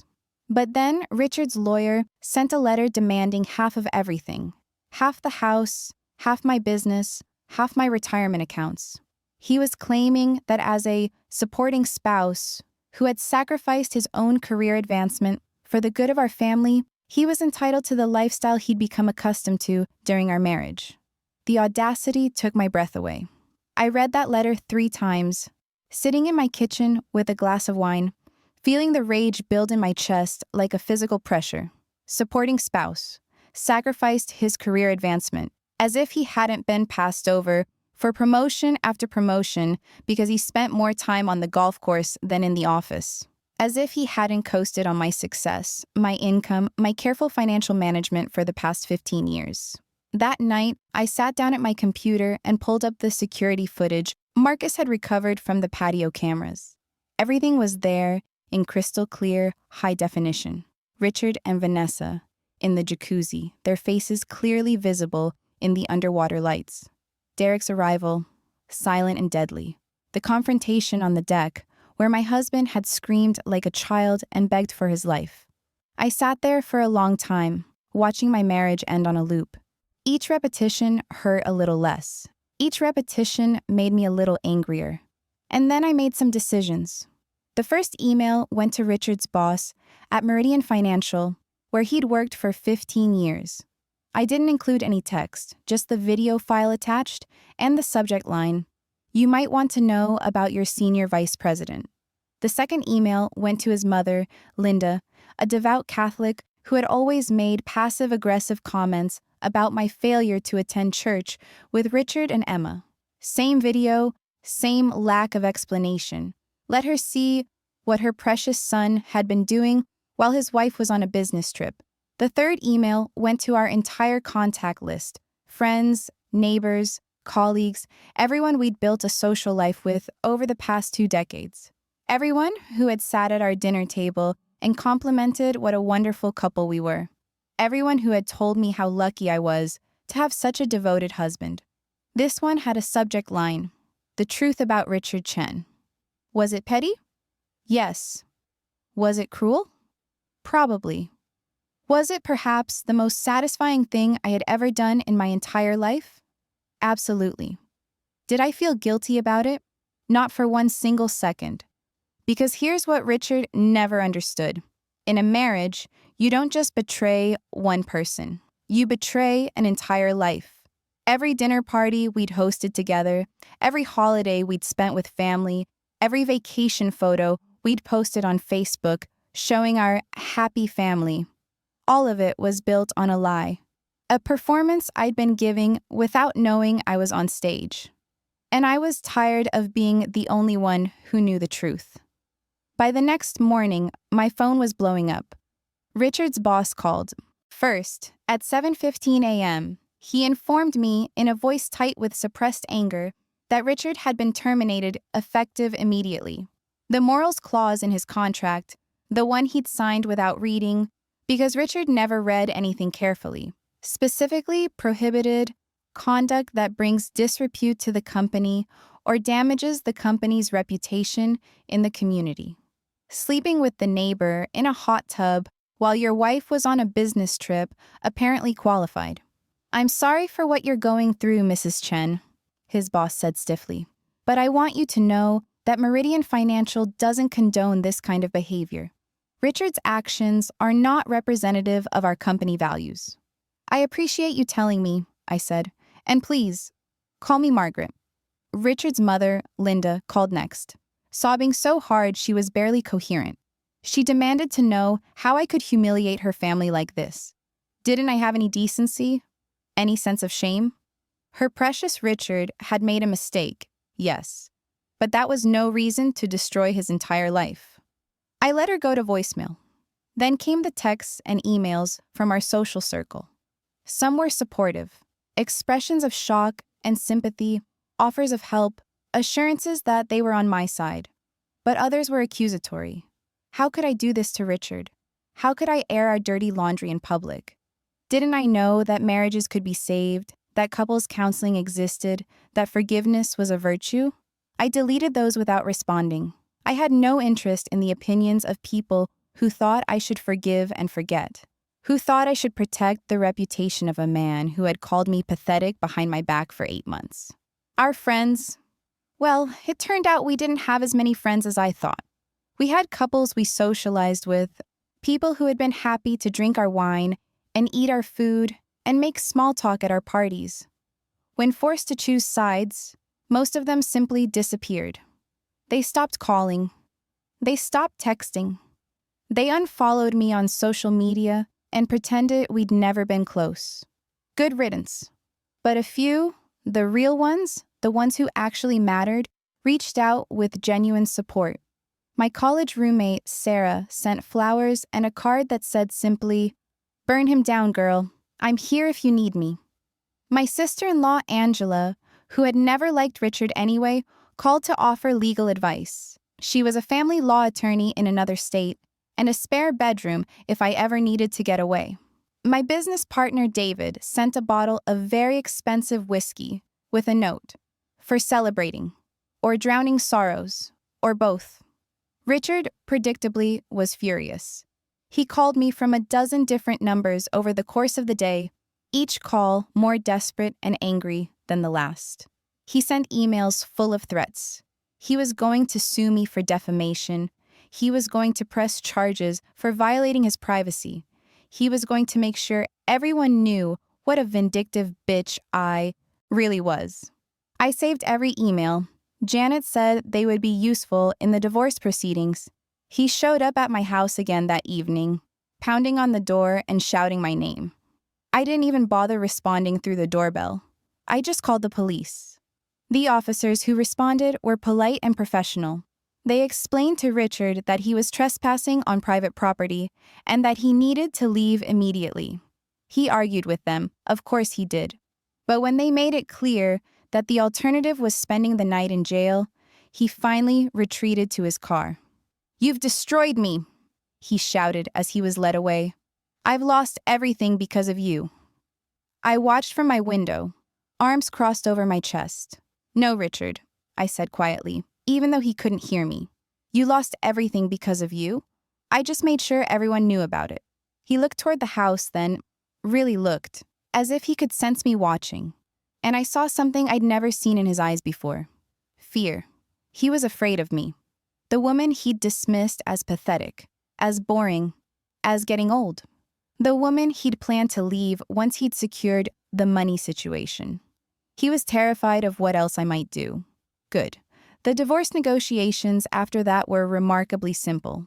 Richard's lawyer, faced with the mounting evidence of his client's infidelity, his termination from his job, and the public relations nightmare that had engulfed his entire life, advised him to take whatever deal was offered. Fighting would only make things worse. Going to trial would only expose more dirty laundry. And the deal I offered was simple. He would walk away with his clothing, his car, and whatever personal items he could prove were his before the marriage began. Everything else, the house, the investments, the retirement accounts, the furniture, even the damn kitchenware, would remain mine. He would pay his own legal fees. He would make no claim for spousal support. He would sign a non-disparagement agreement, promising never to speak publicly about me or our marriage or anything that had happened between us. In exchange, I would stop. No more videos, no more emails, no more systematic destruction of his reputation and his life. He signed within 24 hours. The day the divorce was finalized, exactly 3 months after I'd found him in that jacuzzi, I threw a party. Not a big one, just Sarah, Angela, David, and a few other people who had stood by me through the worst of it. We drank champagne, not the Dom Perignon. I'd poured that down the drain on the first night, unable to bear the sight of it, and ate cake and toasted to new beginnings. Someone asked if I'd heard anything about Richard, Sarah said at one point. I have, actually, through the grapevine. Oh? I wasn't sure I wanted to know, but I also couldn't help being curious. He moved to Arizona, got a job selling cars at some dealership in Phoenix. He's living in a studio apartment, and apparently telling everyone who'll listen that his crazy ex-wife destroyed his life. And Vanessa? Derek divorced her. She violated their prenup adultery clause, so she walked away with nothing. Last I heard, she was living with her mother in Ohio, working as a receptionist at a dentist's office. I waited for the satisfaction to wash over me, the vindication of knowing that the people who had destroyed my marriage had themselves been destroyed. But the feeling that came was more complicated than that. Do you feel bad for them? Sarah asked, watching my face carefully. I considered the question honestly, really sat with it, the way my new therapist had been teaching me to do. No, I said finally. I feel bad for myself. For the years I wasted on a man who didn't deserve me. For the trust I gave that was thrown away like it meant nothing. But them, Richard and Vanessa, they made their choices. They're living with the consequences. That's not tragedy. That's justice. Sarah raised her glass. To justice, then. To justice. We drank, and the champagne was sweet on my tongue. And for the first time in 3 months, I felt something like happiness. 6 months after the divorce was finalized, I renovated the backyard. The jacuzzi had to go. I couldn't even look at it without seeing them, their bodies tangled together in the steam, the champagne glasses glinting in the underwater lights. It had become a monument to my humiliation, and I was done with monuments. I hired a contractor recommended by Angela, a quiet man named Miguel who listened to what I wanted and then made it better. The jacuzzi was removed. I didn't even watch them take it away. And in its place, we created a meditation garden. It took 3 weeks to complete, and it was worth every penny. A small koi pond where the jacuzzi used to be, with a gentle waterfall that created a constant, soothing sound of moving water. Stone pathways winding through carefully cultivated beds of lavender and roses and herbs I could use in cooking. A wooden bench under a pergola draped with jasmine vines, positioned to catch the afternoon sun and the evening breeze. The jasmine was my favorite. My mother had loved jasmine. She'd grown it in our backyard when I was a child, and the scent always reminded me of summer evenings on the porch, drinking lemonade and listening to her tell stories about her own childhood. Planting it here felt like inviting her memory into this new chapter of my life. I'd sit out there in the mornings with my coffee, watching the koi swim lazy circles in the clear water, orange and white and gold, their scales catching the early light like living jewels. I'd think about how far I'd come. From the woman who had stood frozen in her dark kitchen, watching her world collapse through a glass door, to this. Someone who could sit in the sunshine and feel genuinely, profoundly at peace. The inside of the house changed too. I donated most of the furniture. Richard had chosen the oversized leather sectional he'd insisted on, even though I thought it was ugly. The glass coffee table that showed every fingerprint. The abstract art he'd bought to impress clients who never came over anyway. In their place, I chose pieces that actually spoke to me.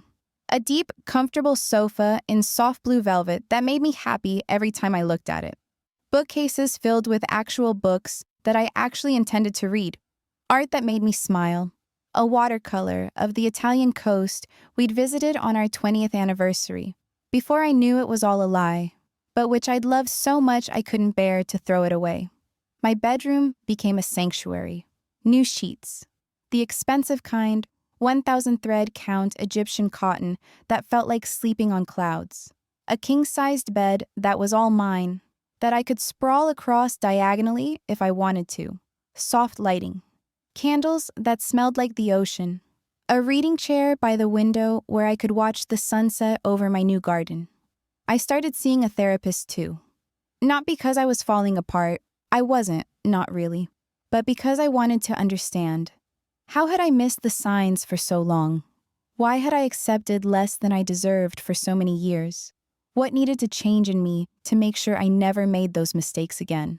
Dr. Martinez was good at her job. She didn't tell me what to think or feel. She just asked questions that made me examine myself more honestly than I ever had before.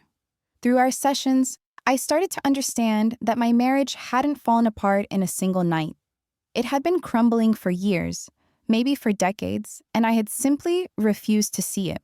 The late nights Richard claimed were work, but which never seemed to produce any actual work product. The emotional distance I'd attributed to stress or middle-age malaise.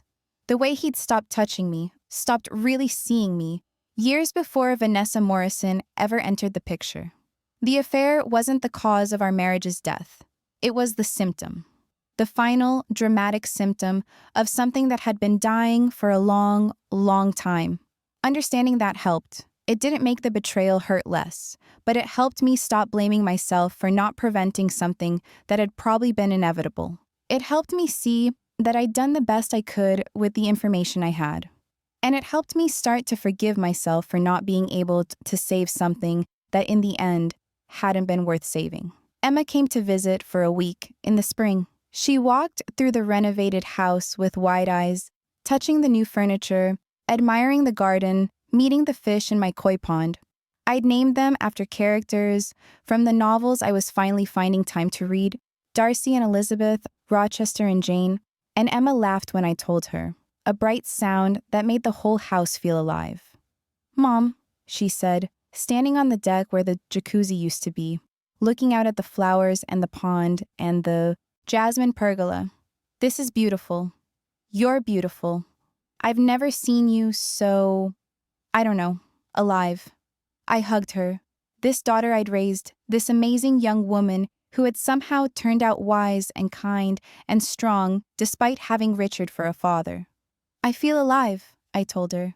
"For the first time in years, I actually feel like myself. Have you heard from Dad?" I shook my head. "Not in months. His lawyer sends updates sometimes, paperwork about the final financial settlements, that kind of thing. But Richard himself? Nothing. I think he finally got the message." "Good." Emma's voice was hard in a way I'd never heard from her before. "He doesn't deserve to be part of your life anymore. Or mine." It had surprised me how thoroughly Emma had cut off her father. They'd never been close, exactly. Richard had always been more interested in his own life than in hers. But I'd expected her to maintain some kind of relationship, if only out of obligation. Instead, she'd changed her phone number without giving him the new one. She'd blocked him on every form of social media. She'd sent him a letter, which I'd helped her write, explaining that she needed time and space to process his betrayal and that she would reach out if and when she was ready. That was 6 months ago. She still wasn't ready, and I wasn't going to push her. "I'm sorry," I said. "I never wanted you to have to choose." "I didn't choose, Mom. He made the choice for me when he did what he did." She looked at me with eyes that were older than her 23 years.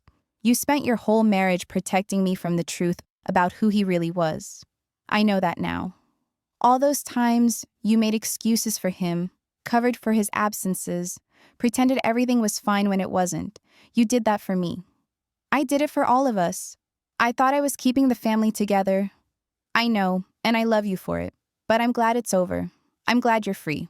"Free," It was a word I'd been thinking about a lot lately. For 23 years, I had defined myself in relation to Richard, wife, mother of his child, partner in our shared life. Without him, I'd feared I would be diminished somehow, less than I was before.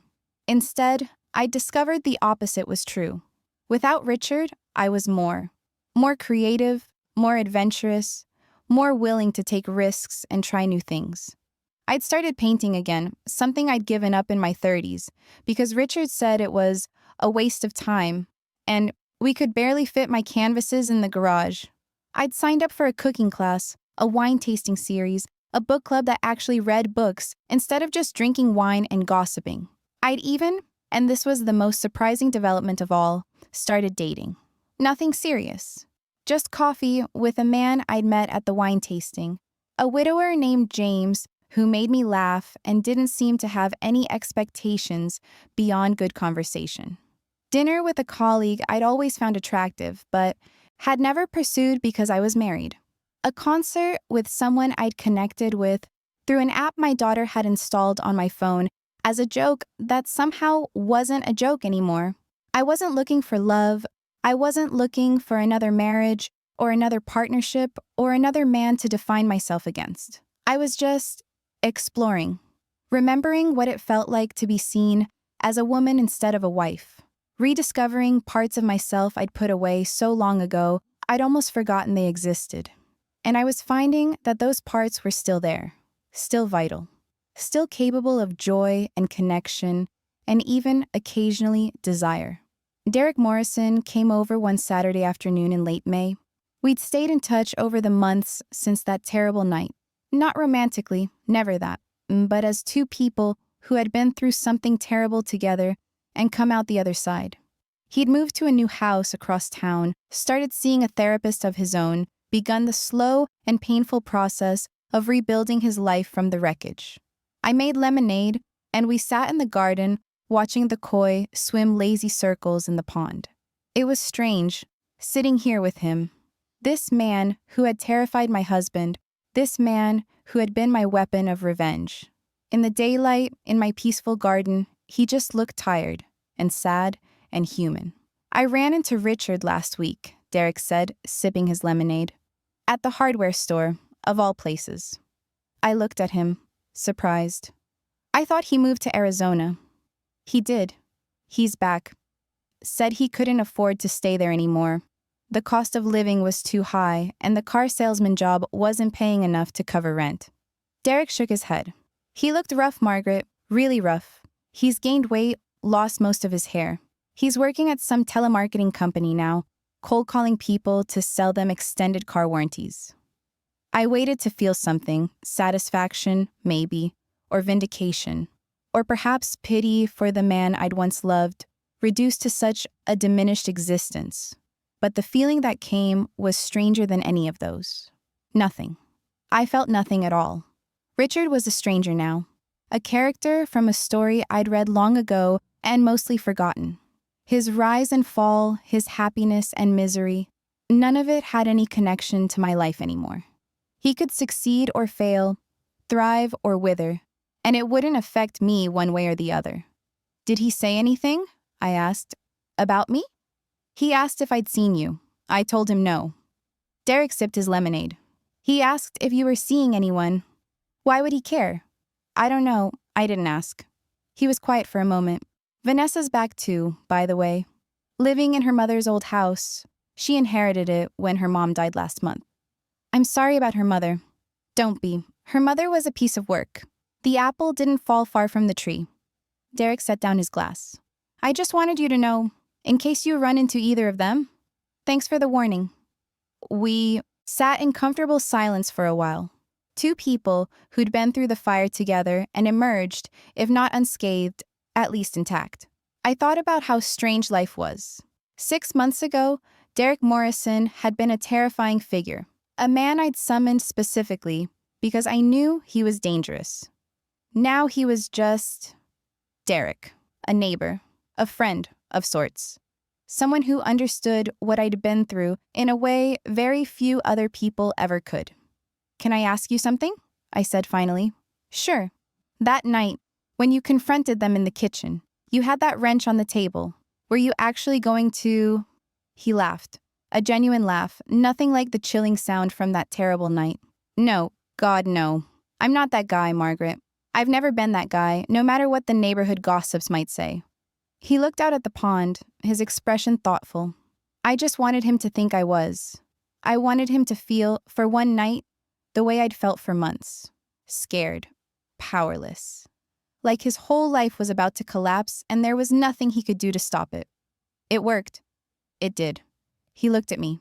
You know, I've never asked, do you regret it? Calling me that night? Things could have gone very differently. I could have actually hurt someone. I thought about it seriously before answering. No, I don't regret it. I regret that it was necessary. I regret that my husband was the kind of man who would put me in that position, who would betray me so completely that I felt I had no choice but to call in reinforcements. But calling you? Making sure he knew he'd been caught? No. I'd do it again. Good. Derek stood up, brushing off his jeans. That's what I thought. You're not the type to second-guess yourself. I'm not anymore, I agreed. I used to be, but not anymore. He smiled at that, a real smile, warm and genuine, from a man I was finally learning to see as a person instead of a weapon. That's the best revenge, you know. Not the frozen accounts or the public humiliation or any of that. Just being happy, being okay, living well while they watch. The best revenge is a life well lived? Something like that. I walked him to the gate and we said our goodbyes. As I watched his truck disappear down the street, I thought about what he'd said. Living well. Being happy. For so long, I'd thought happiness required someone else. A partner. A husband. Someone to share the journey with, to witness your joys and your sorrows, to hold your hand as you walked through life. And maybe, someday, I'd want that again. Maybe I'd meet someone who deserved me, who saw me clearly, who loved the person I actually was instead of the person he wanted me to be. But for now, standing in my beautiful garden, in the life I'd built from the ashes of my old one, I realized something important. I didn't need someone else to be happy. I already was. On a crisp October evening, exactly 1 year after the night that had changed everything, I threw myself a party. Not a divorce party. I'd already done that 3 months after the papers were signed. This was something different. An anniversary party. A celebration of 1 year of freedom, of growth, of becoming the person I was always meant to be. The guest list was small, but mighty. Sarah, of course. She'd driven down from the city just for the occasion. Angela and her husband, David and his new girlfriend, a few colleagues who'd become genuine friends over the past year. Emma flew in from Boston, Thomas in tow. They'd gotten engaged that summer, and the ring on her finger caught the light every time she moved. Derek came too. We'd maintained our strange friendship over the past year, bonding over our shared experience and our parallel journeys of healing. He'd started dating a woman he'd met at his therapy group, another survivor of infidelity, someone who understood what he'd been through. And he seemed genuinely happy in a way I'd never seen before. The evening was perfect. String lights glittered in the garden, draped between the pergola posts and the trees. Good food, good wine, good company. Music playing softly from speakers I'd hidden among the flower beds. Laughter and conversation, and the particular warmth that comes from being surrounded by people who actually care about you. At some point, as the sky darkened and the stars came out, someone asked me to make a toast. I stood up, glass in hand, looking around at the faces of the people who'd held me together through the worst year of my life. And I thought about everything I'd been through. The betrayal, the confrontation, the systematic destruction of my old life, and the careful construction of a new one. The pain that had seemed, at times, like it would never end, and the peace that had emerged on the other side, stronger than I ever could have imagined.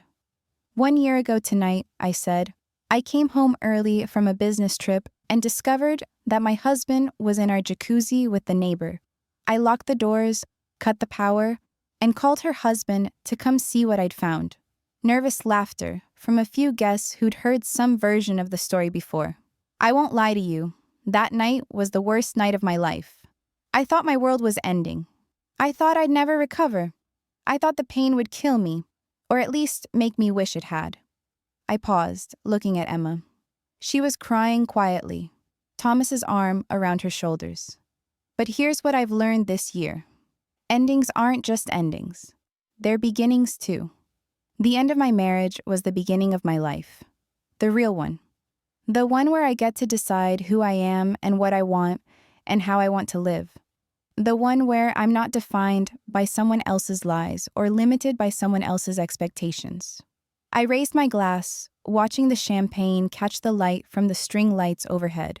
So this toast is to endings that become beginnings, to pain that becomes strength, to all of you who help me find my way through the darkness and into the light. To new beginnings, everyone echoed. We drank. The champagne was sweet, the stars were bright, and I was home. Later, after everyone had gone, I walked through my garden one last time before bed. Past the koi pond, where the fish were settling in for the night, their scales silver and gold in the moonlight. Past the rose bushes, their last autumn blooms fading but still fragrant. Past the jasmine pergola, where I'd spent so many peaceful mornings over the past year, learning to be myself again. I stopped at the spot where the jacuzzi used to be. There was nothing there now but flowers. A riot of late-season blooms that painted the darkness with color even in the moonlight. Chrysanthemums and asters, and the last of the roses. No trace remained of the thing that had once stood there, the scene of my marriage's final betrayal. I'd built something beautiful over the grave of something ugly. That, I thought, was the most poetic revenge of all. I went inside, locked the door behind me, the new locks, the good locks, the locks that kept out everyone I didn't want to let in, and climbed the stairs to my bedroom. My bedroom, with my sheets and my pillows and my books on the nightstand and my art on the walls. As I was getting ready for bed, my phone buzzed with a text from Emma. "Thank you for tonight, Mom. You're the strongest person I know. I'm so proud to be your daughter." I typed back, "I love you, sweetheart. Thank you for being there for me." Then another text, this one from Derek. "Hell of a party. You've come a long way, Margaret. Proud to know you." I smiled, typed a quick thank you, and set the phone aside. One more glance out the window at my garden, glowing silver in the moonlight. Then I turned off the light, slid into my impossibly soft sheets, and closed my eyes. The nightmare was over. I had won. Not just the divorce, not just the house and the money and the carefully constructed revenge. I had won something far more important than any of that. I had won myself. The woman who'd stood frozen in that dark kitchen a year ago, watching her marriage end through a glass door, she was gone. In her place was someone new, someone stronger, someone who knew exactly who she was and exactly what she wanted and exactly what she was willing to accept from the people in her life. Someone who would never, ever be fooled again. And as I drifted off to sleep, alone in my peaceful house, I knew, with a certainty that went bone deep, the kind of certainty that comes only from having been broken and then rebuilt, that I was exactly where I was supposed to be. Free, happy, home.